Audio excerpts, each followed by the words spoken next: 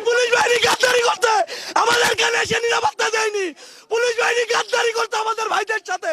এই পুলিশ বাহিনী ভেঙে দিতে হবে। এরা আওয়ামী লীগের দোসর, এদের বিচার করতে হবে। এরা আমাদের নিরাপত্তা দেয়নি। এরা আমাদের নিরাপত্তা দিতে ইচ্ছাকৃত ভাবে এই পরিকল্পনা করছে, আমাদের পরিকল্পিত ভাবে এটা করছে। ভাই, আমরা দেশবাসীর কাছে এই পুলিশ বাহিনীর বিচার চাই।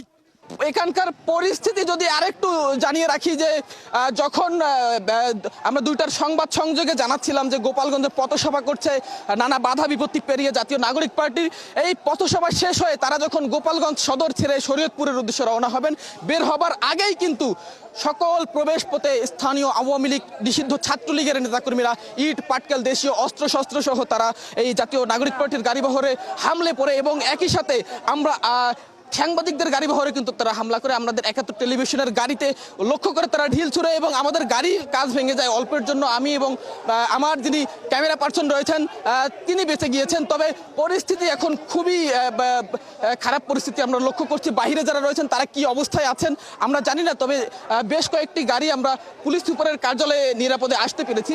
এর বাহিরে আমরা এখন পর্যন্ত স্থানীয় ছাত্রলীগ আওয়ামী লীগের নেতাকর্মীদের লক্ষ্য করছি। এখানে বেশ উত্তেজিত অবস্থায় আমরা লক্ষ্য করছি জাতীয় নাগরিক পার্টির দক্ষিণ অঞ্চলের মুখ্য সংগঠক হাসনাত আব্দুল্লাহ, তিনি কিন্তু পুলিশ সুপারের কার্যালয়ে এসে এখানে বেশ ক্ষোভ প্রকাশ করছেন। এখানকার পুলিশের ভূমিকা নিয়েও কিন্তু কেউ কেউ প্রশ্ন তুলছেন। পুলিশ এবং স্থানীয় এখানে যারা নিরাপত্তা রক্ষায় ছিলেন তাদের ভূমিকা নিয়ে নেতাকর্মীরা প্রশ্ন তুলছেন। তারা বলছেন যে যথাসময়ে তারা আসলে তাদেরকে নিরাপত্তা দিতে পারেননি। আমরাও লক্ষ্য করেছি আসলে যখন গাড়ি বহরটি বের হবে অনেক পুলিশ সদস্য এবং আইন শৃঙ্খলা রক্ষার দায়িত্বে যারা ছিলেন তাদেরকে আমরা গাড়ির মধ্যেই দেখেছি।